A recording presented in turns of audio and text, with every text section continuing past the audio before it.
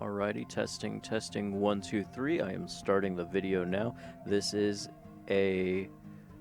I am starting a video now to watch my own sketching and drawing process. That way I can talk about it later. Here I am rotating and testing out controls, just kind of messing with my folders and layers just to make sure everything is mise en place.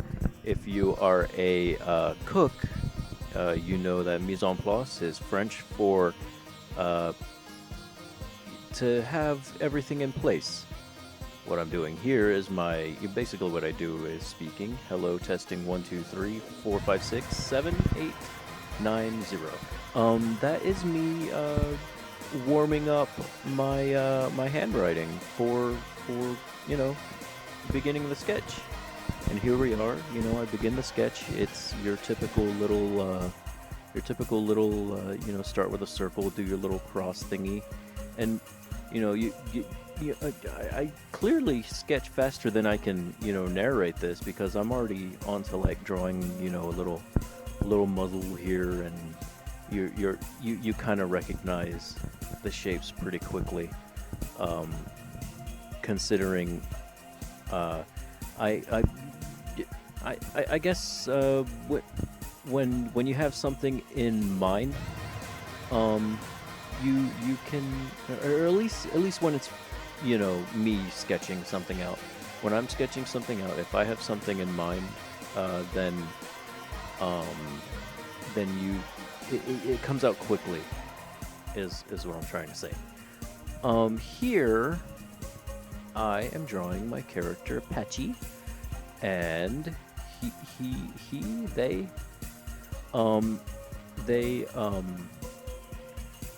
come very naturally to me, because they're practically me, Here I am still sketching. From what I remember trying to do this, I am not exactly trying to make the sketch look good. From what I try to tell a lot of people is, if you intend on finishing something, don't worry about the sketch looking good. And that is what I am trying to illustrate in this particular video. So what you see me, this is probably one of the messiest and dirtiest looking sketches that I have personally ever done, but I'm still having a lot of fun with it, A lot of my strokes are still very, deliberate. I'm not being lazy with what I'm doing. My strokes have a purpose. I'm still focusing on like line weight and what is going to end up in the final picture. Because the sketch is the foundation of what the rest is going to be. And see, I see myself zooming out here a little bit. I believe the video has a lot of pauses in it, but obviously I'm going to cut that out later. Here, I'm still doing a lot of sketching. Yeah, here we go. Here's the neck, but I can tell that I'm not doing that right. Yeah, there, I already carved off a bunch. See, there's a lot of foundation work where I will draw up stuff you won't see and then erase it. That as I said before, a sketch is the foundation of what you will see later, and it's and that goes for the sketch itself as well. Sometimes you just gotta sketch out things that you're not gonna see, only to cover them up. That's just how things work. I mean, it's how life works. You have bones, and then you grow meat on your bones, and that's basically what your sketch is. Your sketch is the skeleton of your final drawing, or painting. Well, I don't know what you call this. It's digital art. Anyway, here I am constructing his shoulders and his body and stuff like that. And it's sketch. I'm still sketching. I don't even know what to say. Do I have anything to say? I think one of the things that I kind of chuckled about here is that I seem to kind of draw Patchy a little older looking than what I tend to kind of go for with him. They don't really have a set age for them. Oops, yeah, look there, I have the wrong tool set up. I had to go for I had the marquee tool instead of my lasso tool. And here I actually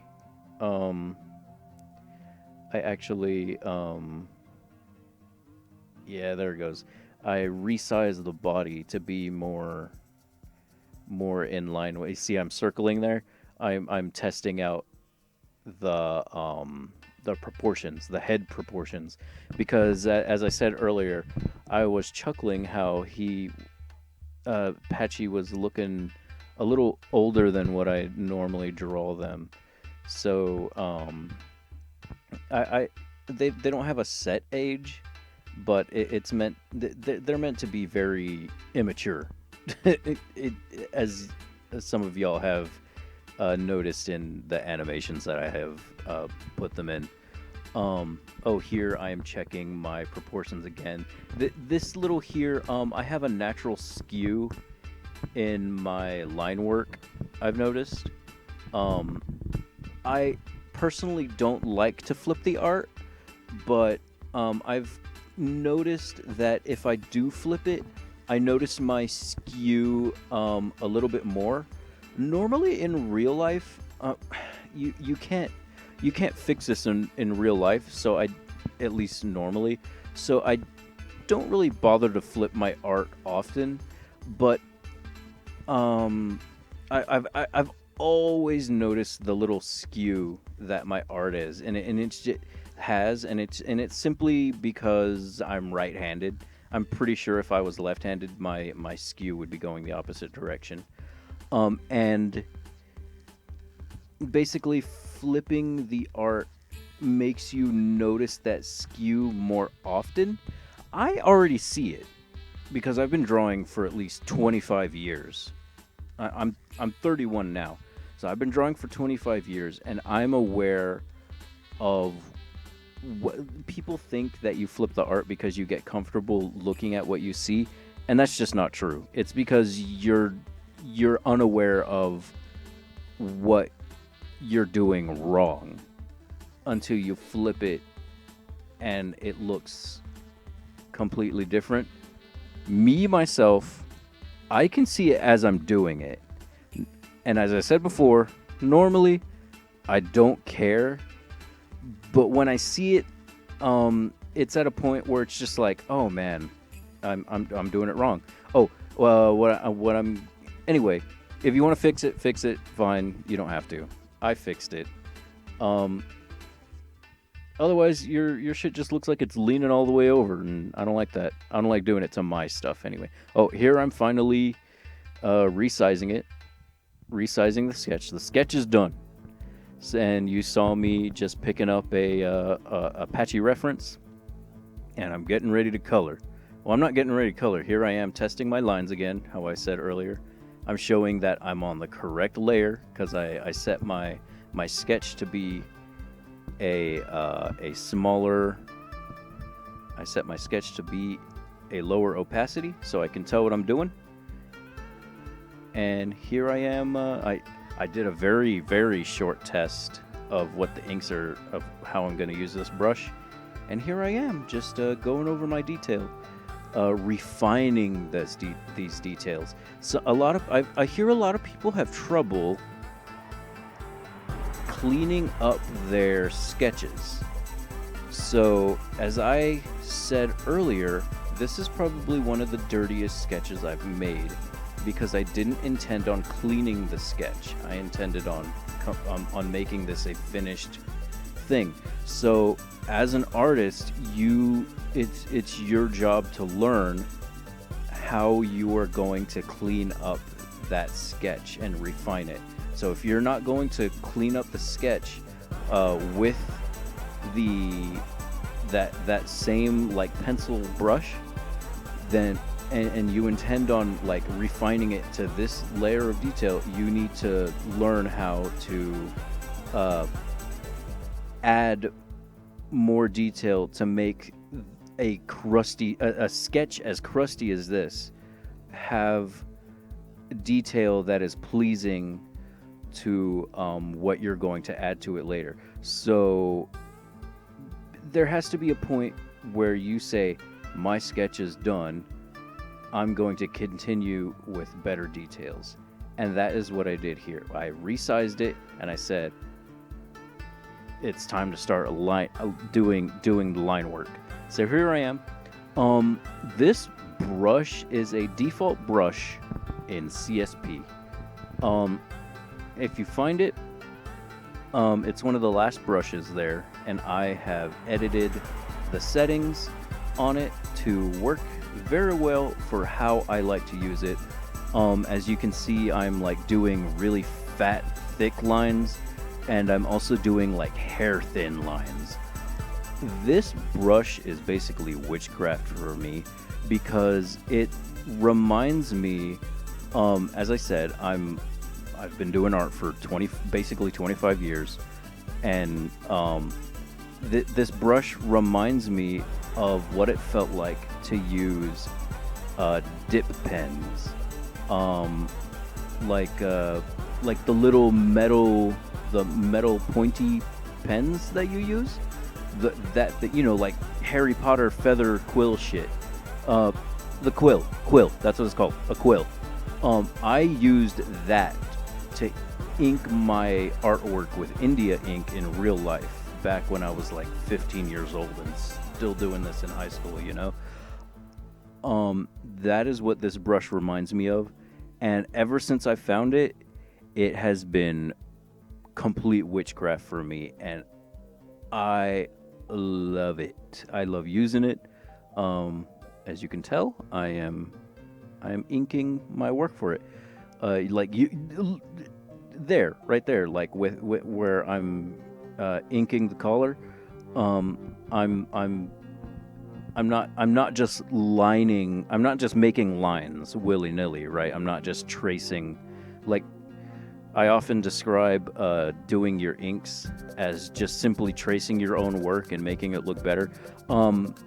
When I do my ink style, I am very conscious of where light and shadow are going to go, and so I allow my line thickness to reflect that. Here I am saving, and it takes a while. My computer is ancient and slow, but here we go again. I'm inking again, and as you can tell, as I go over my lines, I'm not only as I said, I'm not only just tracing it, but I'm adding detail.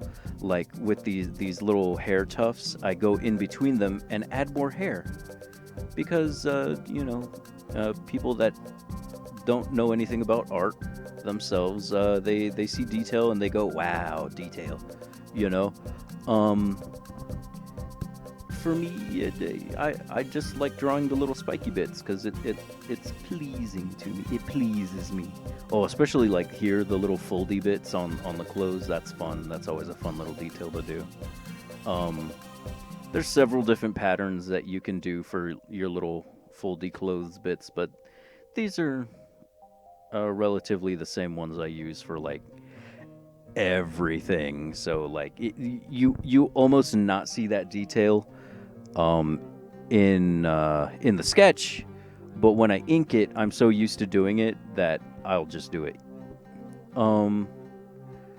Here, there's more little furry tufty bits that I'm adding. I can kind of go over the entire thing willy-nilly. Oh, here, don't be afraid to erase and go over things. Personally, lately I've been trying to treat my drawings as if I am drawing in real life, and if I make a mistake or something like that, I try not to care. Like earlier, I said I did the thing where I digitally fixed the skew that my hand naturally puts in these things, and if it's digital art, fuck it, you can do it. Here, don't be afraid to Control Z a lot. You'll see me doing that. There's a lot of that. Oh, here I've given a pause to my inking, and I have gone back into my folders to reorganize everything because I started losing track of where everything was at. Oh, and it looks like I'm done inking. See, that's inking, lining, doing the line art is probably the fastest process of this.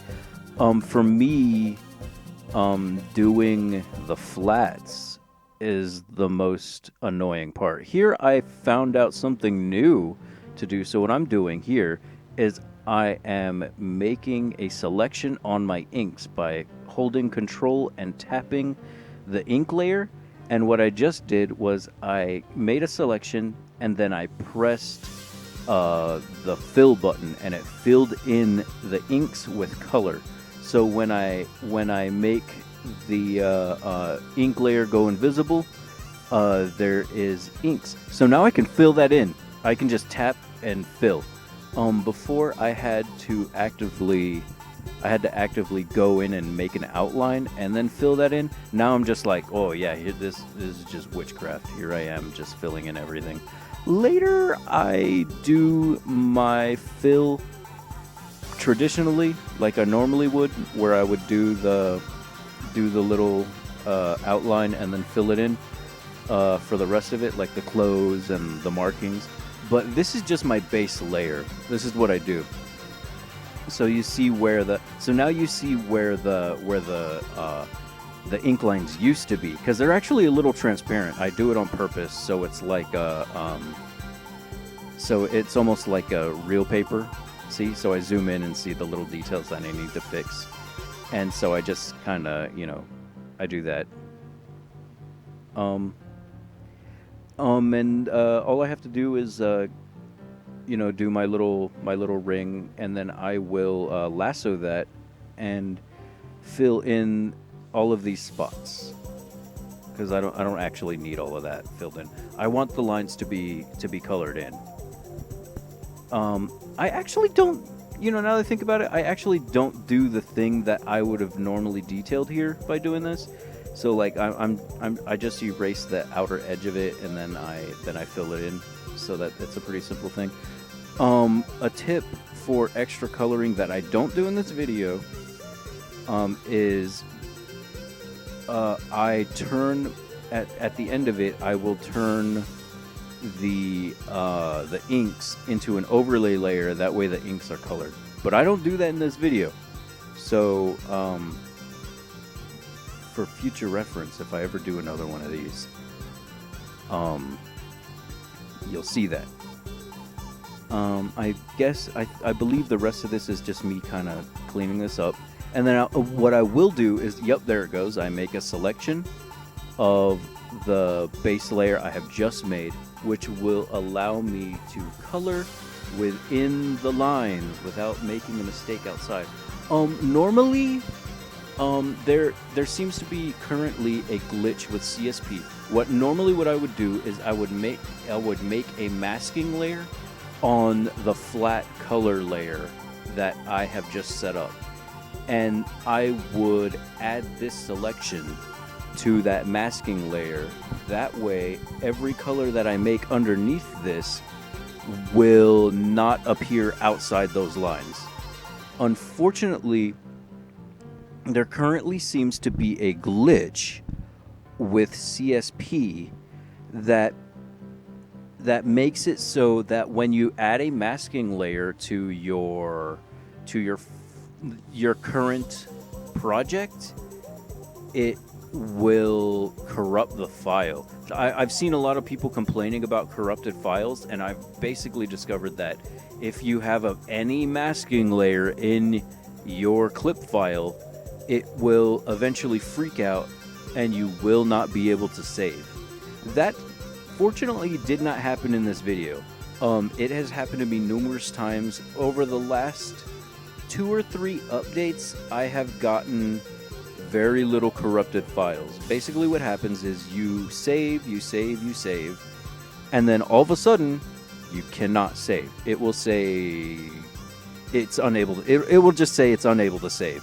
And so what I have to do, well, I don't know if you saw what I did at the start of the video, is that when at the start of the video, I already have everything set up as a piece of paper, right? So I have a base. So what I have to do is I copy this little current folder that has all of this whole figure, Patchy figure inside of it, and then I just paste it into a new base, and I can keep on working, and then I'll save that over the corrupted file. That way it's no longer corrupted.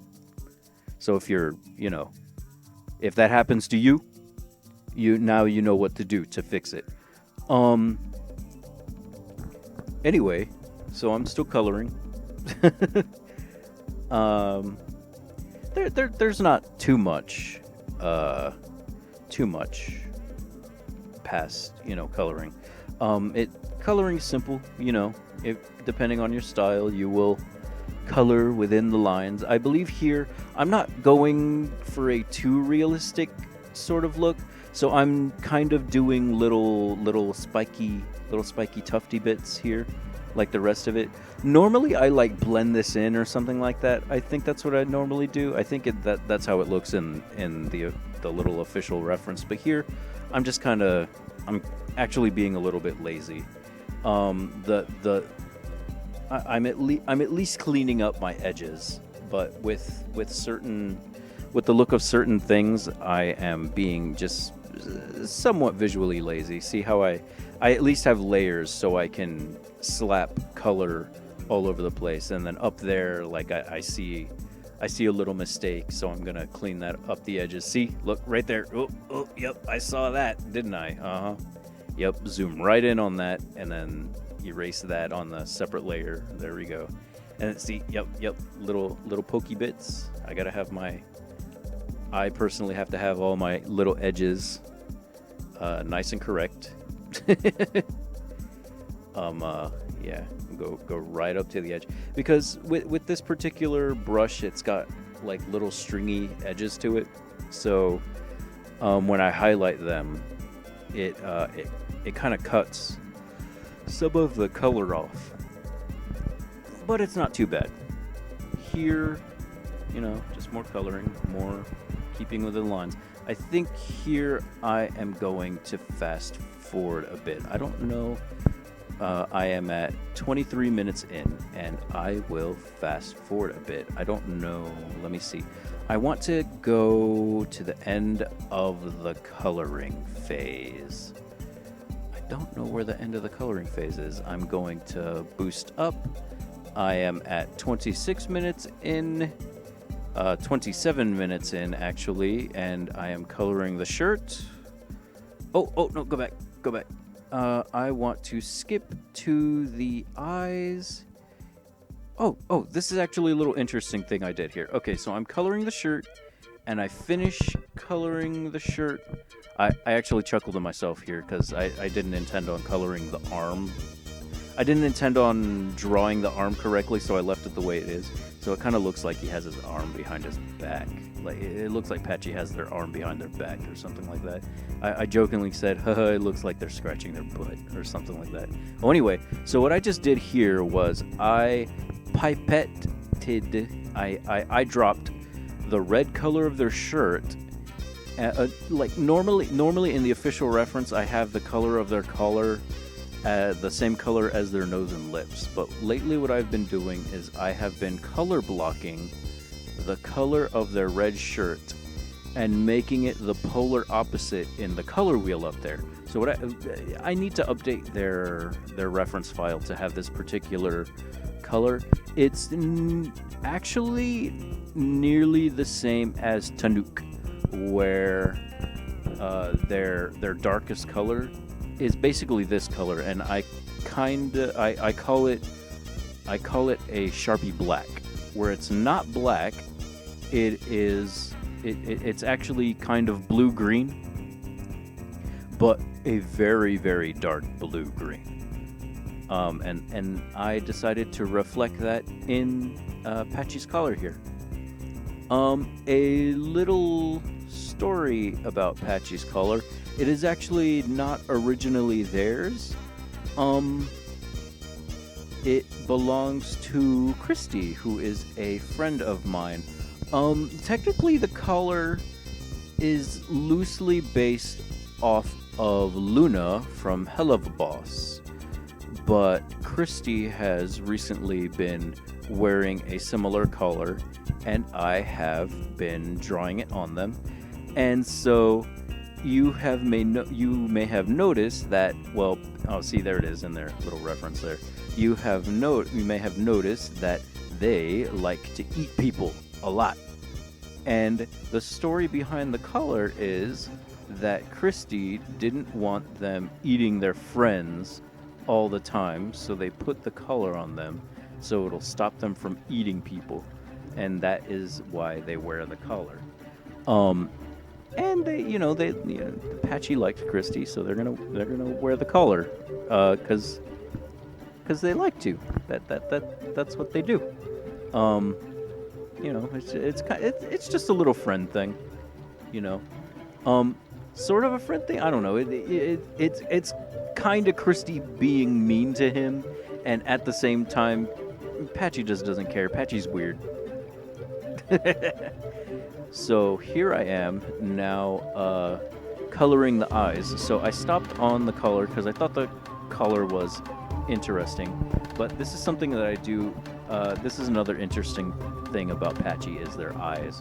So I just really like coloring their eyes because I like glowy eyes. It's just a fun detail here. So I do the little people thing. And I set the first layer to like a glowy layer, and I think I add 2 so it glows extra intensely. And then I just put another of the same layer not glowing over it, so it looks like the darkness glows. I don't know. It's actually something that I do with their dad Kunti as well, but their eyes are yellow. They're kind of a goldenrod, instead of this pink shrimp color. What do you call this? What are you saying, Wreck-It Ralph? It's salmon. It's not pink. It's salmon. It's salmon. I guess. I don't know what to call it. Here we go. This is where I'm shading his eyes in. I always do the lighting on his eyes separately. So Patchy's eyes will always go over the lighting to the rest of his body. It's just independent lighting on his eyelids. But I do always give them like a big like jelly texture. So here I am. The dark bit is a black overlay. I think I put it to 50%. And here is now white highlights set to overlay at 50% as well. And I just like to make it look really bubbly, like they're little big jelly beans. Not jelly beans, but like fucking like Jello eggs. I believe that is the texture I'm going for. It's basically like Jello eggs. Man, I haven't seen Jello eggs in a century. How long have I been alive? I'm 31. Do people still make Jello eggs for Easter? How long ago was Easter? Have we had an Easter yet? I don't know. Anyway, so look, see, now I'm adding the little hard highlights in it. So, Patchy's eyes always have at least 3 layers of lighting to them. So you have the deep shadow, and then you have the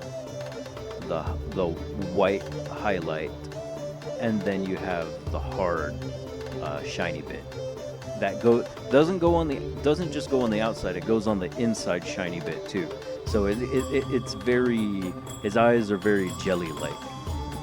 Something I don't detail here, but it's only when Patchy looks, when they look to the left and the right, that they actually expose the sclera on their eyes. But not when they're looking just straight ahead like this. Anyway, I am starting to do the regular shading and lighting now. As you see, I'm not going particular crazy with this. Normally I start out with my hard layer first, but I believe I do that later. Here for some reason I'm starting with the soft dark layer, which is black set to overlay at, I believe, 25% opacity. I can control the intensity of this fairly decently. Here I zoom in for the tight details. There's a lot of little tight details that I gotta look at. The side of the little muzzly bit here. His teeth, Patchy's teeth, make little shadows on their lips, and their nose is meant to have an extremely deep shade to it. So I don't go too hardcore on the dark there. Oh, excuse me. Here is his his little nose. I'm trying to get not too hard of a shade there. That way you can. It's not supposed to be square. It's supposed to be round. And here I'm erasing. See, something I've noticed for myself is that for some reason here I'm doing a lot of additional shading. Normally, a lot of the times I actually just highlight everything and just fill in black, and my lighting style tends to be very subtractive. So here what you'll see me doing is you'll see me slapping down large sections of the dark, and then I will quickly swipe away the bits that look important to be without. See how right there I slap down like a big fat thing to kind of detail hair texture, but then I quickly wipe away where light should be. So that's how I particularly detail shading, shadow in this sort of case. So see there, I put in detail and then I subtract detail, put in detail over again, and then subtract detail. It's a process, but it takes time. But here I am doing it. I'm doing it as fast as I can. I personally like to just kind of slap it around, and normally when it comes to other people's art, I put just a little bit more care into it. But here I'm really just like slapping it around. I'm just having fun. I don't know. Personally, I mean, I've had people tell me, they're like, "Oh, I don't care if you just slap it around the way you show here. It looks nice. I like it." And I guess that's what people come to me for. They like my style. Me slapping, as I say, I'm slapping it around, is as raw as my style gets. And if that's what people want, then I'm okay with that. Oh, here I'm doing the little subtractive thing again, where I lightly add in the detail and then subtract it till it looks good. I used to do that with my sketches and lines. Oh, there we go. Always important to save. where I would just blob down things and erase. I would basically erase my sketches into existence. It was a very strange process, but I don't really do that anymore. I do that with my sketching if I plan on doing a complete monochrome sketch on one single layer. I do that, but it's not often I actually draw like that anymore, because that is the reason I got away from traditional art 15 some odd years ago. Oh, and here I am. I started on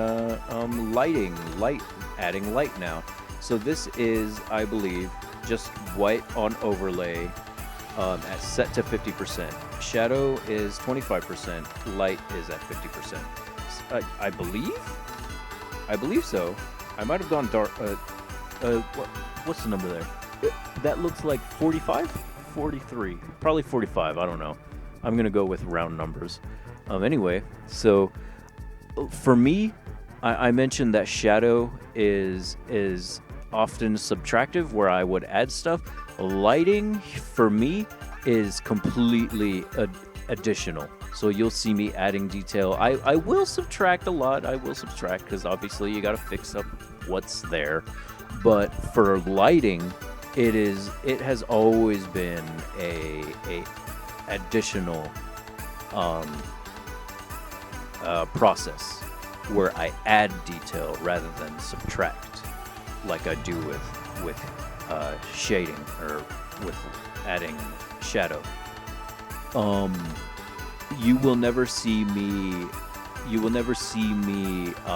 fill in an entire area with white and then subtract to make the lighting. It just doesn't make sense to do that. It makes sense to do that for shading, but not with lighting. You'll kind of, if you watch my process and try to figure it out from what you're doing here, I would imagine you would understand it the same way if you tried it yourself. Something I do here, have already done, as you can kind of sort of see, is that I've kind of put fur detail with the way I use my brushes. I have edited my brushes to not just be round brushes. I gave them an effect that I don't know what it's called here. In Photoshop it's called flow, but it's kind of an ink sort of thing where it's kind of like when you scrub with a pencil and it gets darker. That's what it does here. Or when you use a marker and when the edges of your strokes in a marker collide or intersect, the strokes get darker in between. That's what I do to make my fur detail. Anyway, as I mentioned at the beginning, I normally start with my hard edge shading. This is what I'm doing now. So I have taken a hard edge round brush, and I am now putting in the darkest details that I intend on having. So here, I have the absolutes, right? My absolutes are now being filled in. So where my soft shadows did not are just ambient, here is where like stuff intersects. So like I add my little anime fur details, like you have your little spiky spikes. That's what I'm adding in here. I will add several of those, and those are really fun to add, mind you. I do love doing those.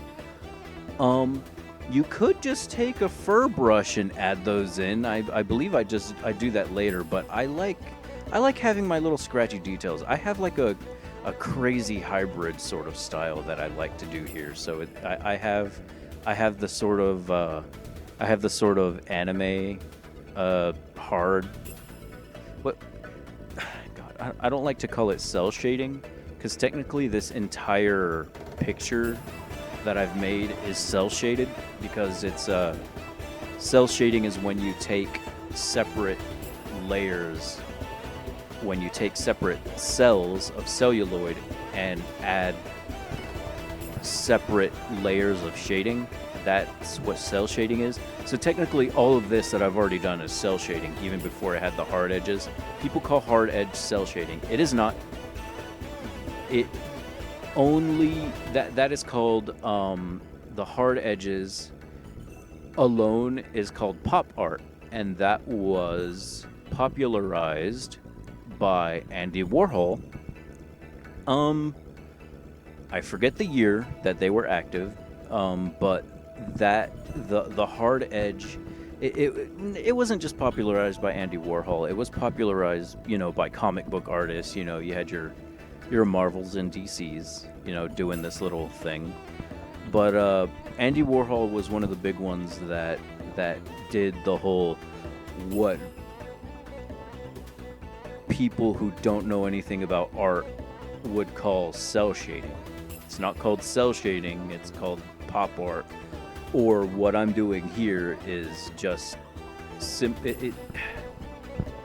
it's hard edges. It's hard edges. It's not cell shading. It's hard edges. Anyway, art snobbery aside, as I said, I'm adding the absolutes. So I'm going over the edges where things touch or are meant to be the darkest color where light doesn't touch. Well, there's light there, but less light. And I am adding the darkest colors here. And I believe I do have to go back and add little spiky spikes to make it look like fur again. I don't know if I do that right there, but again, as I mentioned, this is just me being kind of lazy and trying to get a finished thing visual out as fast as I can, because I just want something to look at. Oh, see, here I am. I'm doing my little fur dealies here, and it looks like fur. It's just something visually appealing that I'm trying to make, and I personally enjoy it. I mean, I'm the one making it. If I don't enjoy it, then who else is going to enjoy my art, right? That's probably one of the most biggest questions you have to ask yourself is, if I don't enjoy my own art, then who else is going to enjoy it, right? So obviously, you just have to say, I enjoy. And I enjoy. I'm having fun. I know I'm having fun with this. I got some music on in the background. You can't hear the music on, but I can hear it. I know what it sounds like. I had some hella chip tunes on. That shit sound, that was some good shit.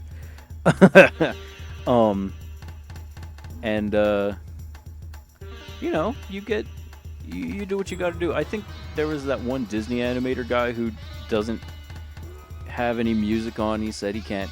He said, I can't. I'm not smart enough to focus on more than one thing at once. Oh, look, here I'm doing the jelly thing again. I like this.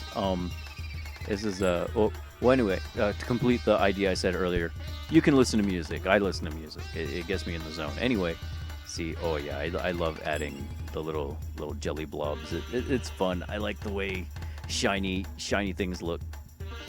I'm like the fucking oh yeah, see, I'm trying to make it glow. I think I end up not letting it glow. I can't remember. I'm like the fucking crab from Moana, shiny. I don't know the song, but I like shiny things. I think I do the little anime thing here. Oh yeah, see, where I kind of cheat it. I like to do a loop tool thing where I kind of trace out everything and then I fill it in. And then I scratch out what looks ugly. Yeah, that's exactly what I'm doing. And then I redraw it if I have to. And then I make it transparent. I lower the opacity so it looks halfway decent, and add, subtract. The lighting like this is something else. I don't do it all the time because it don't look too good all the time. And I also have my brushes. This brush, I have my. I think what's going on here is I have my computer is slow. If I have that glowing and I try to color, it it acts different. It don't act the same as it gets a little laggy. It acts like I have the stabilizer on, but without the control of the stabilizer. So if I go too fast, it'll just give me a straight line to where I began and ended and not give a curve at all. And it's not a good thing. It's not a good experience. Well, here we go. More shiny. Shiny nose. Little shiny nose reflections. I think I do that on... Oh, too shiny. Had to erase there. I add more shiny, and then I add lip shiny. So Patchy always got like lip gloss on or something like that. He's got smooching lips. He will smooch you if you are not careful. And he's got Patchy got shiny teeth too. He's like Chip Skylark. He's got shiny teeth. Cause teeth hygiene is important. Otherwise, you can't do chomps. And I add the same thing to the collar because that is made out of metal, and it's got extra shinies on it too. I'm calling them shinies. Normal people call them highlights, but I mean, come on. Shiny things are fun. And I believe I do the same thing I did with their hair, where I add the little anime highlights on their little chest floof here. I don't know if... I think I just erased this here, this part right here. I didn't like the way this looked. I don't remember. I don't know if I leave that there.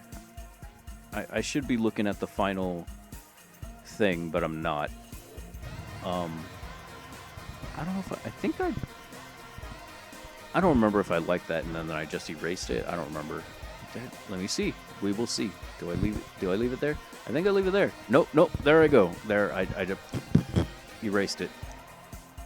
And I believe after this, I start going into fur detail. Yep. I closed up the color, and now I'm going to add.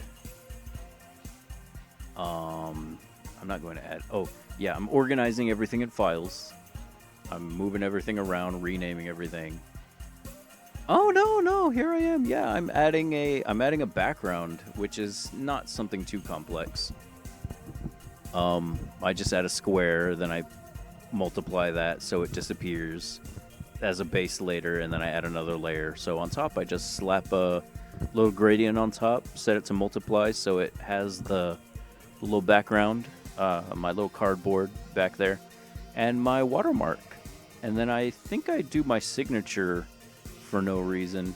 And after this, I have something to look at, and then I start adding fur. Which I don't know why I do it like that, but I do it anyway. Don't I? Yeah, I'm setting up... what time is this? I'm setting up... I'm at 52 minutes in, and I'm setting up my signature... Let me see. I'm setting up my Yeah, there we go. I'm doing my little skoofskisva. Here we go. My letters here are... Oh, yeah, man. I'm really drawing that. My lettering here is actually... it's Cyrillic and Thai. So, like, it's... So the pronunciation there, skoofskisva. I pronounce it wrong myself a lot, like I do with my own name in real life, which is why I named my dragon fellow an equally hard to pronounce name. And I don't know why I pronounce it wrong all the time, but I do.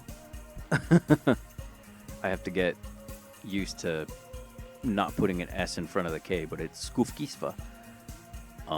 that's what I was saying. So I'm having a long pause here. Let me see if I can find where it is not. Oh, no, it's over. It's over. Wow, yeah, I didn't put fur detail on it. So, yeah. Alrighty, testing again, because I'm actually recording this after the fact. What we see here is the finished Patchy drawing that I've just finished. I had a lot of fun making it. You know, they're being Patchy, just looking cute. I did not put any fur detail on it, and I'm actually surprised that I didn't do that. I don't know why I'm surprised, but I normally do go a little nuts on these things. But I guess I was just wanting a video to put out here. It is about an hour long, and for me, it's just nice to finally put something out like this and ramble on about random things and getting to talk while drawing. Well, I didn't talk while drawing. I narrated over it, but this is a fun little experience. And if you like what I did here, let me know in the comments. Let me know if any information I said was interesting or anything. And again, if you liked what you see here, go ahead and like and subscribe, hit the bell, whatever, blah, blah, blah. And I am Skufkisfa, and thank you for watching.